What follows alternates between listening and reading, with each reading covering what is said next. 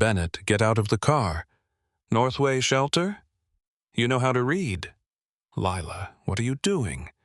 What I should have done months ago. Your access to the apartment has been revoked.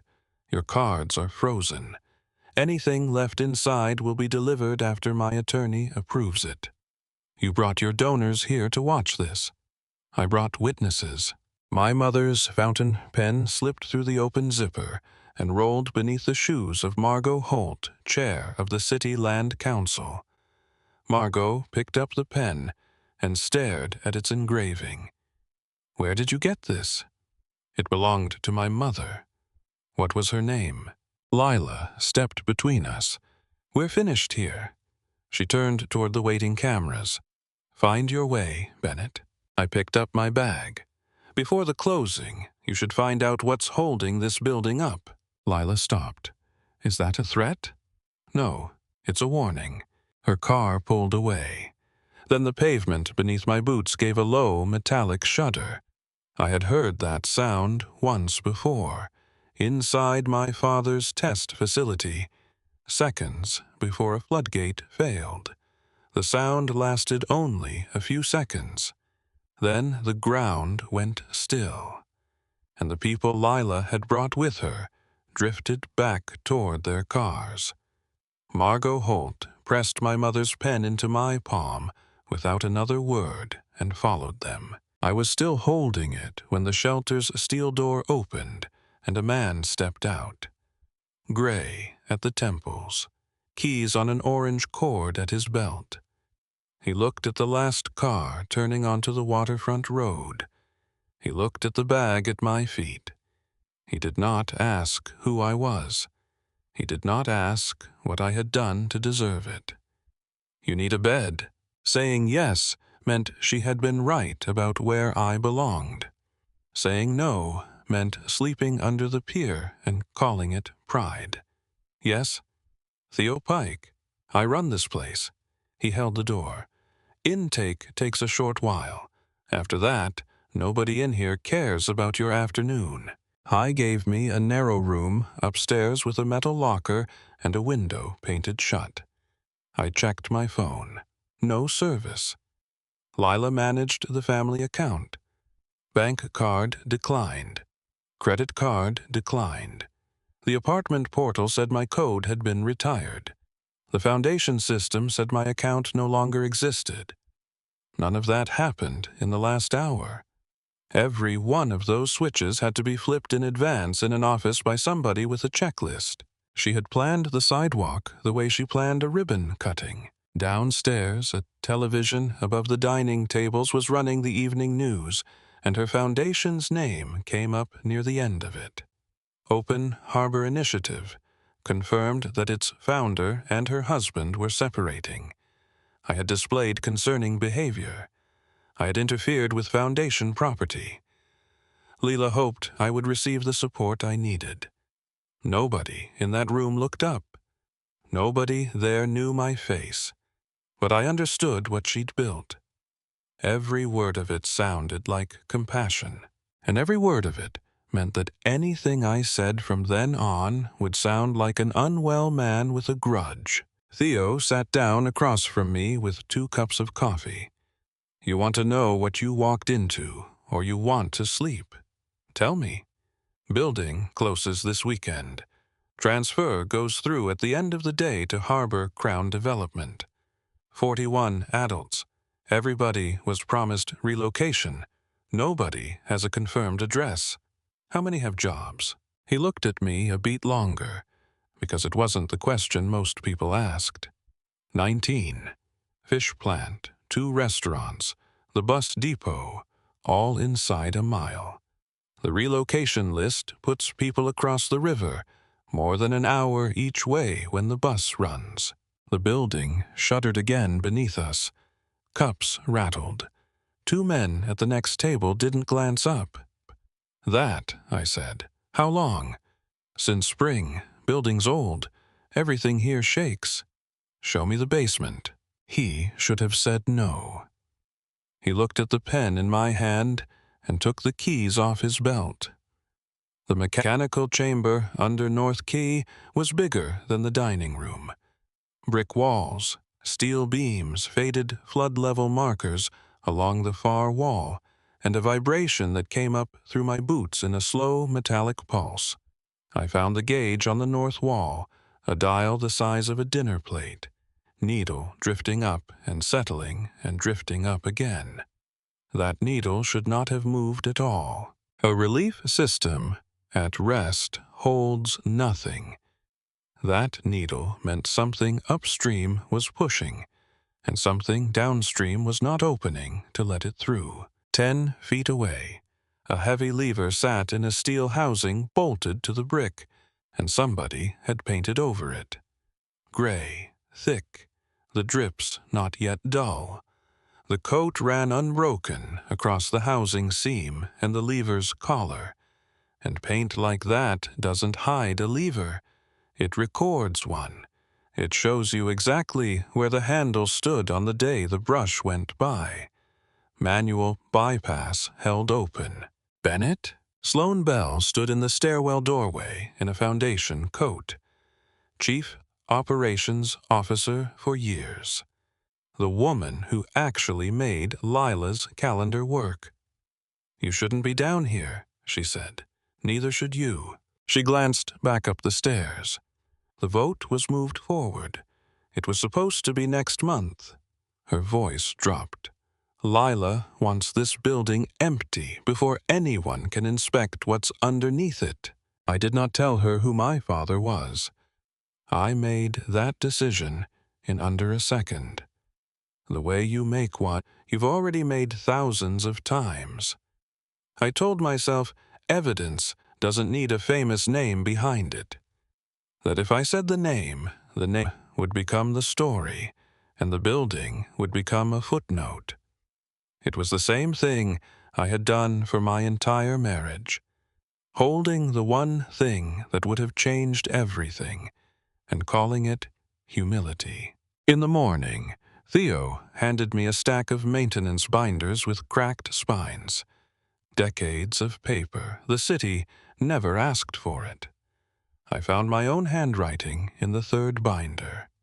Years earlier, when Open Harbor was 6 people in a rented conference room, Lila asked me to inspect North Quay for free.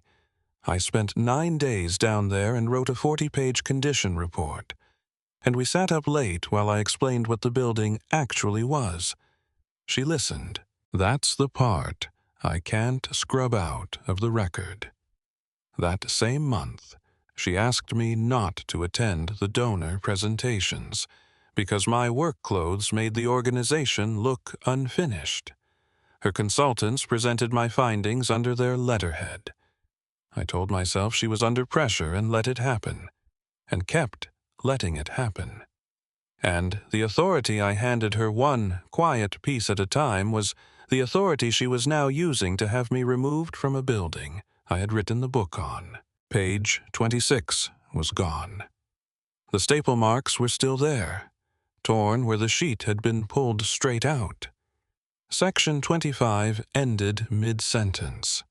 I knew what that page said because I wrote it.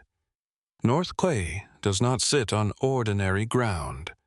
Under the east side lies a secondary relief chamber, part of the original waterfront flood control network. When a storm surge fills the lower channels, the primary system takes most of the water, and that chamber takes the rest. It's the reason 4 blocks of the low waterfront stayed dry through 2 storms that should have flooded them. Demolish the building without restoring the chamber, and those blocks stop being lucky. The missing page proved the file had been altered. It proved nothing about who pulled it, and any lawyer alive would say so. I asked Theo to use his office phone. I hadn't dialed the number in years. He answered on the second ring, and knew my voice before I said a word. "Bennett, I need original technical records. The Waterfront Relief Network design and commissioning. You're calling from a shelter. You'd know that how?" Because I read the news and because you'd never call me from a house. A pause. Are you hurt? I need the records. My father has a way of going quiet that isn't hesitation. It's arithmetic. Mercer Meridian surrendered operational control of that network to the city years ago, he said. I can't compel an inspection. Anything I hand you, her attorneys will call a private document from an interested party. I can send lawyers, 6 of them, tonight. No. Then you're asking me for something I don't have. There's one thing, a stewardship covenant attached to that network. It survived the transfer. If the safety function of a covered property has been compromised, the covenant freezes redevelopment, pending independent review. It isn't a lawsuit. It's older than that, and it's binding. Then file it. I can't. Only the legal successor of Mercer Meridian can invoke it. A beat. That's you. You've never accepted it. It's still sitting there. But invoking it makes your identity public record. Your name next to mine in every filing. It makes you legally accountable for the safety of the thing you're claiming to protect. If you're wrong, you own being wrong. There has to be another way to prove it. Maybe you're the engineer. Then, without any heat in it, you want the truth to protect you while you keep your name hidden from it. I hung up and went back to the basement where I could tell myself I was solving a technical problem. The objective was simple, and I believed in it. Find hard proof before the closing. Do it without ever saying whose son I was. Theo came down at noon with a rolled blueprint under his arm. You said the digital system reports the gate position. It does. Then what's this? He put a finger on a small square notation near the east wall. Independent mechanical counter. It's not on any drawing the city gave me. And there's no door there. There's a wall. We found the panel behind a supply rack under plywood that came away with a screwdriver. Behind it, a steel plate with an official mechanical seal. A lead disc crimped onto a wire and stamped with a city inspection number. I did not touch that seal, and it mattered more than anything else I did that week. A broken seal is a broken chain. The moment I cut that wire, every reading behind it belonged to me instead of the city. Behind an inspection window the size of a playing card sat an analog counter. 6 brass wheels, no wires, no power, no software. Every time somebody moves that gate by hand instead of by command, one wheel turns. It's the dumbest device in the building, and the only one nobody can edit from an office. The city's digital record for the previous months showed a clean column of zeros. No manual overrides. The counter read 14. Is that bad? Theo asked. It means one of these two is lying, and only one of them can. I photographed all of it on the shelter's old camera. The counter through the glass, the intact seal close enough to read the stamp, the gauge with the needle up. Then a wide shot of the room so nobody could claim the pictures came from some other basement. Then I made Theo stand in the frame with his hand on the plate. Why me? Because in a few days, somebody is going to say I made all of this up alone in a room. That was the first thing I did that entire week that wasn't hiding. Margot Holt came that afternoon for the scheduled closure inspection, with a clipboard and a city engineer who said nothing. I showed her the gauge, the painted lever, the counter behind the glass, and the printed record with its zeros. She looked at it a long time. I understand the discrepancy. I can't act on it. I can't delay a scheduled transfer on photographs taken by a man with no standing. I need a certified diagnostic performed under chain of custody by somebody licensed with the city witnessing. Do you have a license, Mr. Avery? It expired. Then I have nothing. She said it without cruelty, which made it worse. Then she took my mother's pen out of her coat and set it on the bench between us. Now, tell me about this. My mother's. Her name, Dr. Elaine Avery. Margot sat down on an overturned crate. I was 26 years old and I carried her drawings, she said. She ran the review sessions for this network. The chamber, under us, is hers. She turned the pen so the engraving caught the light. Billed for the weight no one sees. She said it in every review until we all said it back to her. She worked with Mercer Meridian. She did. Half of that network is their design.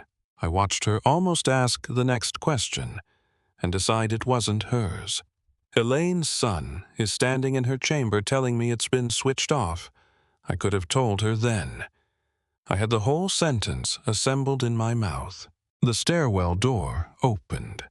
Lila came down in the pastel pink suit, an attorney behind her. 2 men from Harbor Crown's security contractor behind him. She did not raise her voice. She has never once had to. Chair hold. Mr. Avery entered a restricted mechanical space without authorization. His professional license lapsed years ago. He has no standing to inspect anything in this building. He also spent 9 days in this room years ago and knows every panel in it. Whatever condition he's found down here, he had the access and the knowledge to create it. That's a serious accusation, Margot said. It's a serious situation.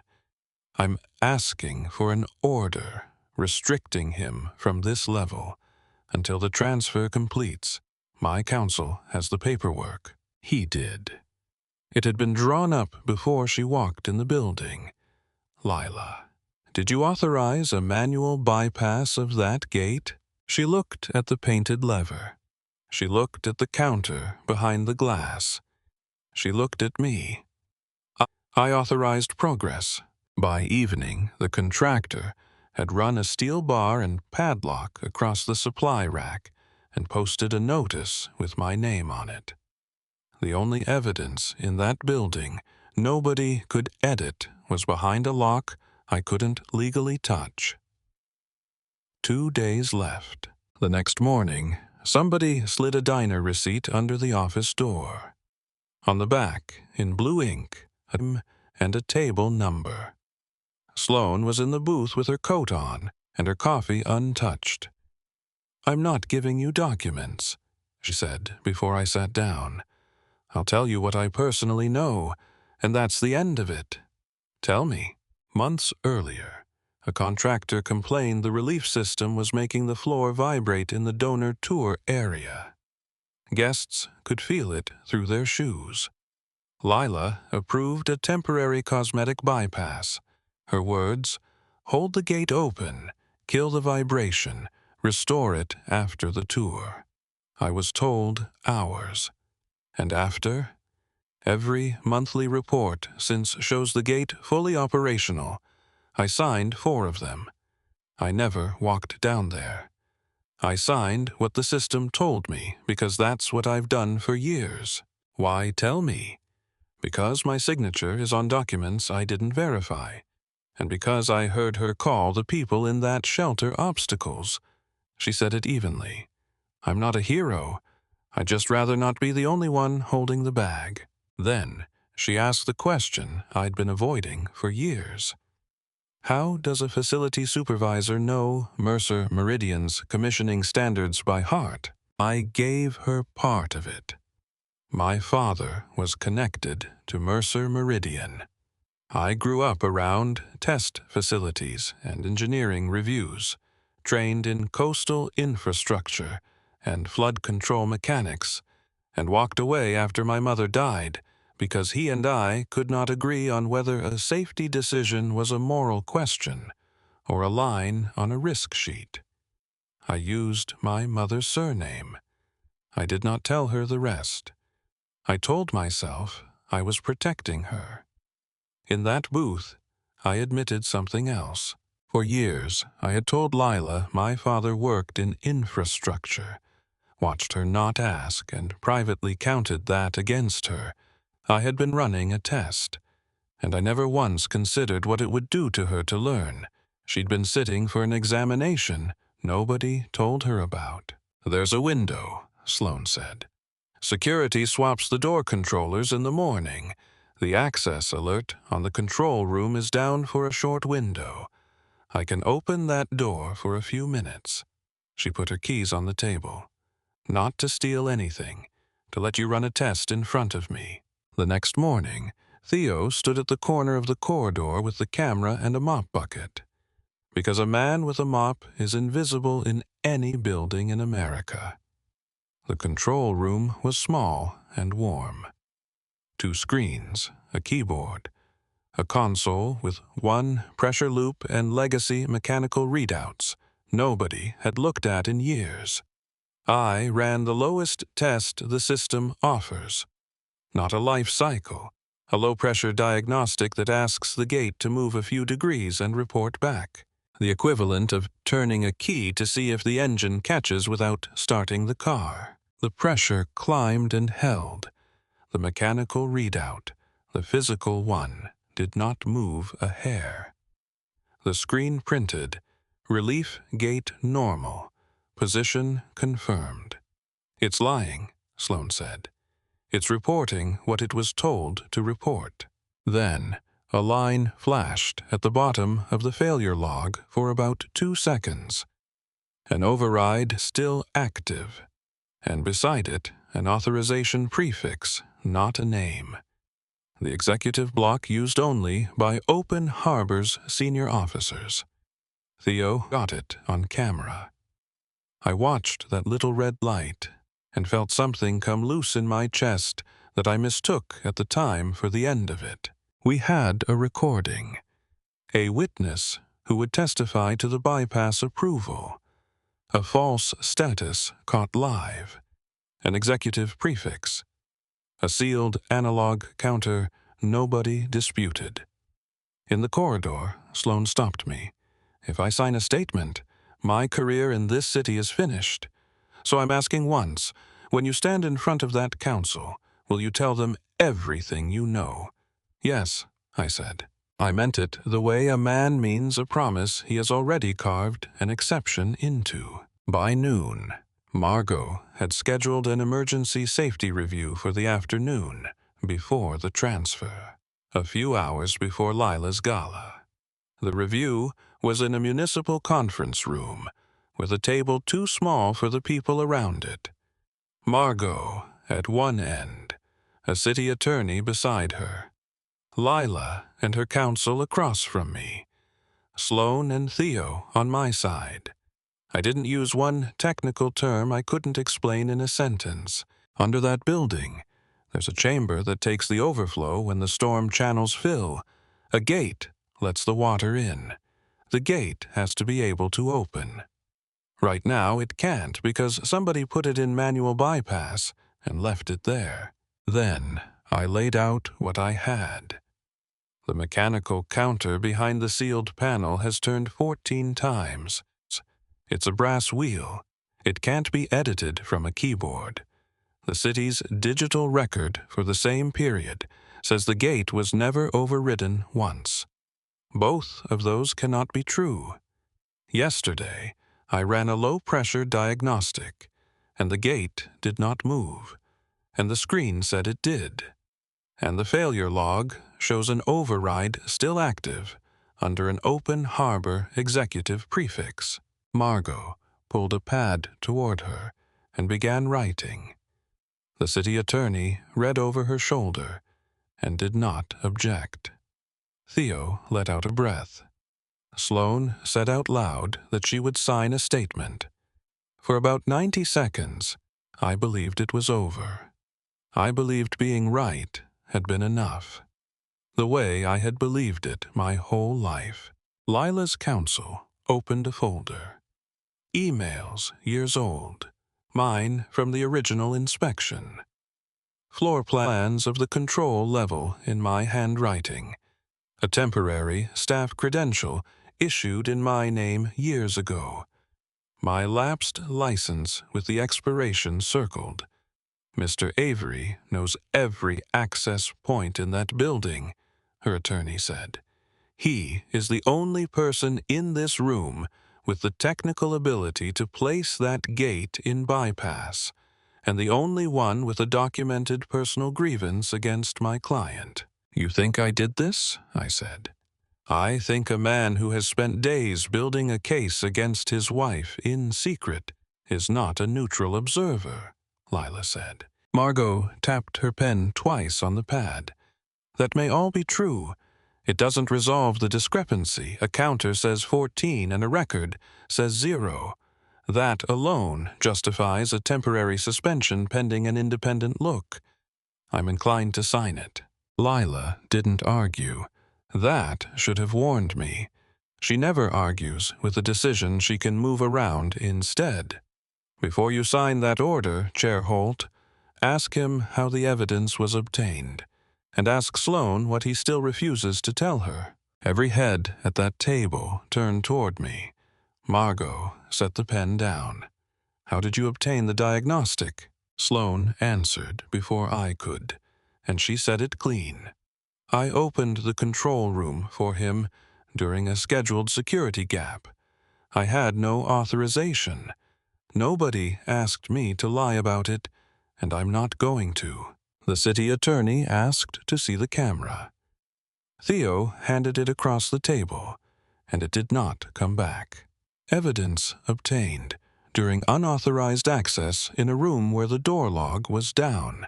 Disputed, impounded, pending review. The counter was unreachable.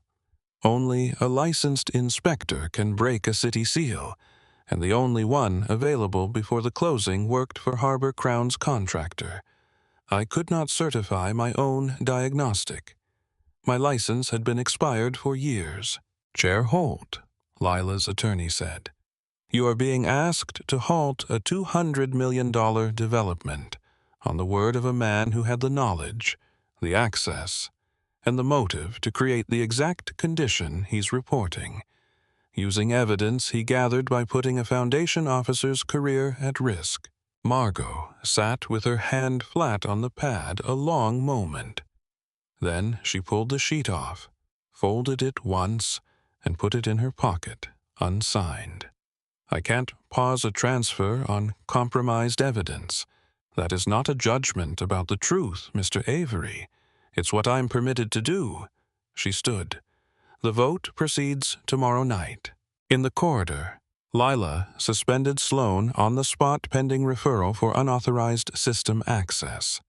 Sloan took it standing. Then she looked at me. Who is your father? I have gone over that half-second more times than I can count. I could have said the name. The room was already lost. The only thing left to protect was myself. I hesitated. Sloan, you asked me to risk everything, she said, while you kept deciding what truth I was allowed to know. She walked out and did not look back. Theo got his call that evening. The Foundation would not renew the shelter's management contract. Residents were told to begin removing personal property before the vote, and by nightfall, 2 men in Harbor Crown vests were stacking donated bed frames in the loading bay. The news that night described me as the estranged husband of a housing reform advocate, a former maintenance worker, a man accused of tampering with a charitable project and using shelter residents as leverage against a successful wife. I sat on the edge of a cot and understood the last piece of it. There was no backup of that recording, not because a copy was impossible, because I had not made one. Days of work on one old camera in one pair of hands, mine, because handing it to a second person had never occurred to me. My whole method was a locked room with a single key, and Lila had needed one afternoon to take it. I went down the corridor to the trash bin with my mother's pen in my fist. Theo caught my wrist. "Don't! That pen belonged to the life that ruined everything. The pen didn't lie to your wife. You did." He pried my fingers open, put it back in my palm, and closed them again. "That doesn't make what she did right. Both things are just true." I stood in that hallway, holding a fountain pen, while people carried mattresses past me. Less than a day and a half to the transfer. Everything I built in the dark came apart the instant it touched daylight. The evidence, gone. The access, gone. The witness, gone, because I had spent her. I had spent years believing that keeping my name to myself was the same thing as dignity. It was only ever a way to make sure nobody could fully judge me. And it had cost a woman her career, and 41 people their beds. I was not going to prove Lila wrong in secret. There was no secret left to work in. I called my father early the next morning from Theo's office. "I'm not asking you to save me." "All right. I'm accepting the stewardship." The line was quiet long enough that I heard the harbor through the office window. "Then, hear the cost first," Gideon said. "Your identity becomes public record the moment the acceptance is filed. Your name next to mine in every document from here forward. You take on legal responsibility for the covenant, which means the safety of that network becomes yours, not a lawyer's. You can't hand it back when the crisis is over and go be a facility supervisor. My board will challenge you, and every reporter in that city will start pulling your marriage apart on camera. I understand. If you're wrong about that gate, you own being wrong publicly. I'm not wrong. I can have 4 executives and outside counsel on the ground by afternoon." No. I had to say it twice because he started to answer. "No. If Mercer Meridian walks into that hall, this stops being about a flood chamber and becomes about a rich family fighting over a woman. She survives that. She'd survive it easily. Then what do you want from me?" "Identity verification. The original covenant document. Both delivered directly to the city board secretary, not to me, and nothing from you in public before I act. Not a statement, not a call to a councilman, nothing. You want me to send the paper and stay out of the room.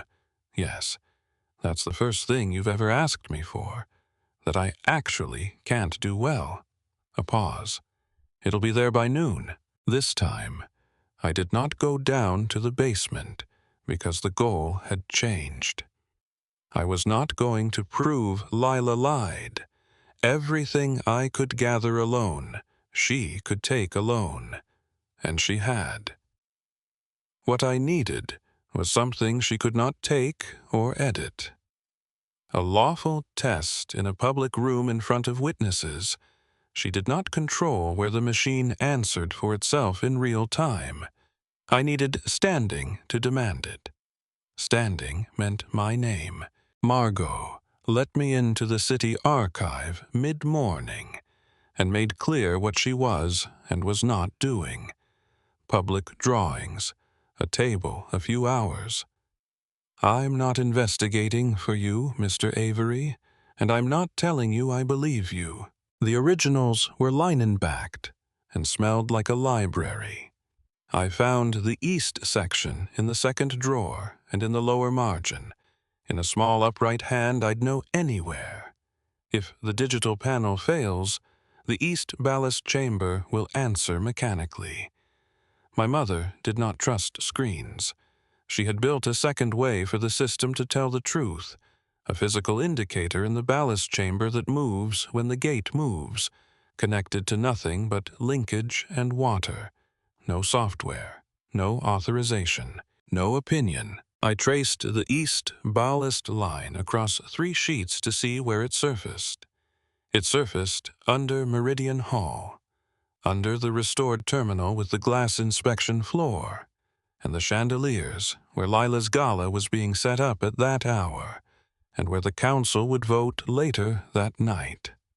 She had chosen, for the most important night of her career, to stand directly on top of the one thing in the city that could not be told what to say. A lawful diagnostic run from the public safety console in that building would send the command, print the digital answer on the display screens, and move or fail to move a steel indicator under the floor with 200 people standing over it. I had until the vote. By afternoon, Lila's security contractor had circulated my photograph to the gala entrance with instructions to deny me admission. Theo did not need to be asked.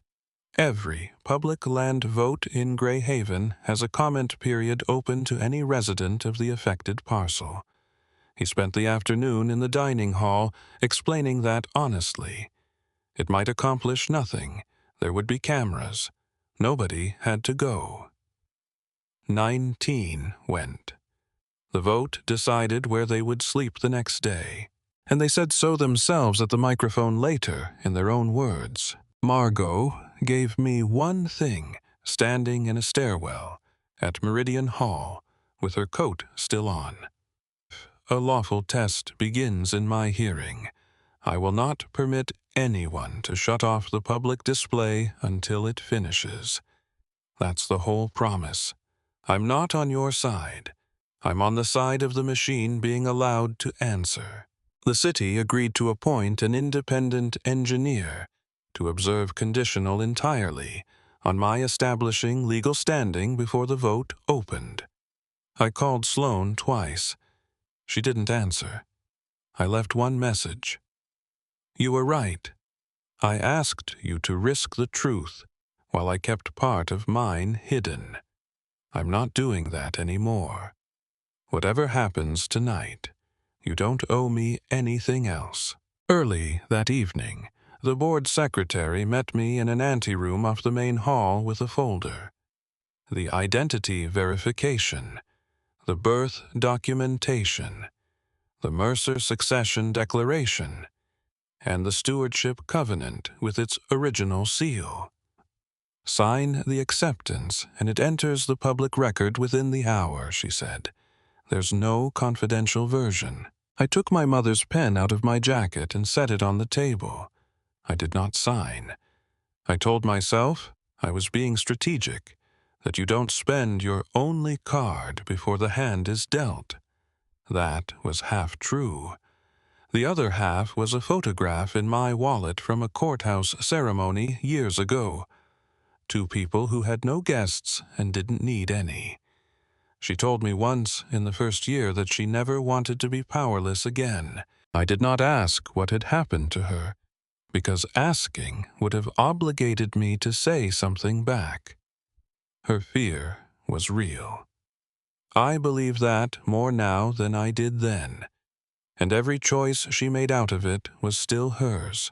She found me in the service corridor, later in the pale pink gown, and she spoke quietly enough that the catering staff a few feet away heard nothing. I withdraw the accusations, all of them. There's an apartment on Bay Street in your name by next week, a settlement my attorney will not argue about, and medical and counseling support paid for as long as you want it. She let that sit. Walk out before the vote and nothing about tonight touches you. Where you stop the transfer and restore the relief gate. The city can't afford another delay. Will you tell Margot Holt about the bypass? She didn't answer. You didn't leave me at that shelter because I had nowhere to go, I said. You left me there because you needed people to watch you decide where I belonged. And you still came back asking to be seen. No, I came back so they could see the building. She opened her clutch and showed me a security order with my name typed on it, restricting me from the safety console area for the duration of the event. Then that's where we are, she said, and went out to greet her donors. Meridian Hall, later that evening, held every kind of power that city has.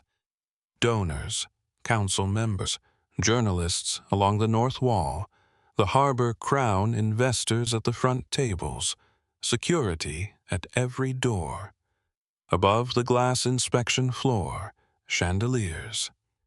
Below it, my mother's linkage. Lila had the stage, the microphone, the screens, the schedule, and the room. I came in through the main entrance in a plain navy suit and got about 9 feet before a security officer put a hand across my chest. The board secretary's voice came from the side of the dais, amplified. Chair Holt, the council has received a pending stewardship claim under the waterfront covenant.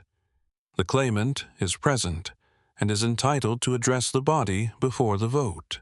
Lila could have fought it. She looked at me across that room, and she let it happen. And I understood why. She had spent days building a man who lied, and she was about to let him prove it in front of every donor he had. She was not wrong. I stepped to the microphone.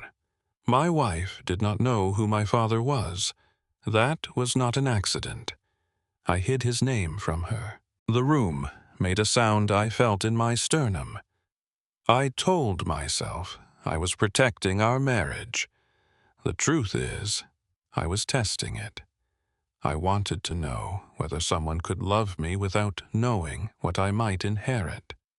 That was dishonest, and it went on for years, and I take responsibility for it. Lila's voice, clear and unhurried from the stage. Then tell them who your father is. The board secretary read from the verified declaration. Bennett Avery is the sole legal child of Gideon Mercer, founder of Mercer Meridian Group. The hall went quiet, in a way rooms almost never do. I can only tell you what I saw. Cameras turning, a donor at the second table setting down a glass without looking at it. Lila's fingers tightening on the microphone. Margot Holt closing her eyes for a moment. Theo at the back looking at the pen in my hand. You let me believe you had nothing, Lila said. I let you believe my name didn't matter. I was wrong to hide it. I found her across the floor. You decided I didn't matter. That was your choice. Then Margot stepped to the edge of the dais and said the sentence that kept me honest. Mr. Avery's identity does not prove that the flood system was manipulated. It proves who he is, nothing more. No, I said, it doesn't. That's why I'm asking for a test and not a verdict. I signed the stewardship acceptance on the corner of the dais with my mother's pen in front of the room. And I knew exactly what I was signing. Legal responsibility for the covenant. Public scrutiny. Oversight for the rest of my life. Liability if the machine under that floor answered in my wife's favor. The claimant has standing, the secretary said. The covenant permits a request for a low-pressure safety diagnostic. Lila's attorney was on his feet before she was. The test could stress a building with 200 people in it. This is a scheduled municipal vote, not a laboratory. It's a personal grievance dressed up as a safety concern. 3 council members said out loud that they agreed. Lila lifted 2 fingers, and security closed toward the console alcove.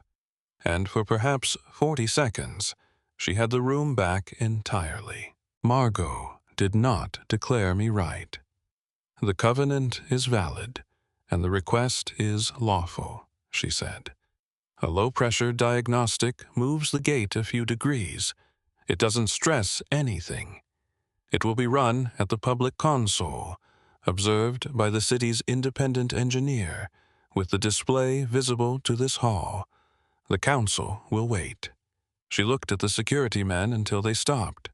Nobody touches that screen. Sloane Bell came in through the north door in the coat she'd been suspended in. She had no documents. She had nothing that solved anything. I issued the temporary credential that let Mr. Avery into that control room, she said. That was a breach and it was mine. I'll answer for it. She kept going. Open Harbor's override codes are individually assigned. During the period in question, exactly 2 people held senior override access, Lila and me. My code was disabled before the last 4 overrides were logged. This is a suspended employee under investigation, Lila said. She's been terminated as of this moment. She said it into a live microphone in front of the room, and Sloane lost her career, standing up, and did not raise her voice. Then run the test. I ran it. 1 line from the public console, the smallest ask the system accepts, with the independent engineer at my shoulder and her hand on the log. The pressure loop climbed on the display. The room watched the big screen because that's where people look. Relief gate available.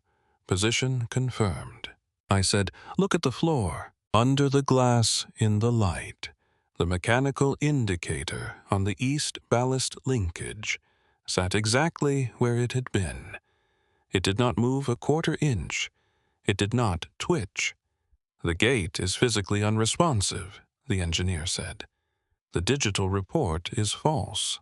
Lila crossed the floor to the console. The controller needs an executive reset, she said. It's a software fault. I'll clear it. She could have stepped back. The engineer was standing right there with her hand out, and any officer with counsel in the room would have surrendered the keyboard and let the technician own the result. Lila has never in her life let anyone else touch the last decision. She entered her personal authorization code. The reset command printed on the public display, and the line beneath it printed too, because the system logs what it is told and by whom. Manual order count 15. Authorized source Open Harbor Executive Account L. Avery. The indicator under the glass did not move. Nobody confessed anything. Nobody had to. She had reached for control one last time, and the machine wrote her name down. The independent engineer read her findings into the record. The gate had been placed in manual bypass. The digital system had falsely reported normal operation. The most recent override originated from Lila Avery's executive authorization. The property could not be certified safe for transfer. Margot suspended the vote. The covenant froze the demolition process. An independent investigation was ordered before the night ended. Lila turned to the room and made her last argument. He built our entire marriage on a false name. What I hid wounded our marriage, I said. What you did endangered people who trusted your foundation. Both of those are true in the same room. I did not ask her to forgive me. I did not offer her anything. I did not use a single dollar of my father's money to make her smaller than she had just made herself. The foundation board placed her on administrative leave before the hall emptied. The land transfer failed. North Quay stayed. The 19 people from the shelter did not cheer. They had come to say where they needed to live. And one by one, in the comment period that followed, that is exactly what they said. As security walked her toward the side door, Lila looked at the pen in my hand. My mother built a system that couldn't be silenced by one person, I said. I should have learned from her sooner. North Quay stayed open through the repairs. The relief chamber restored under independent supervision.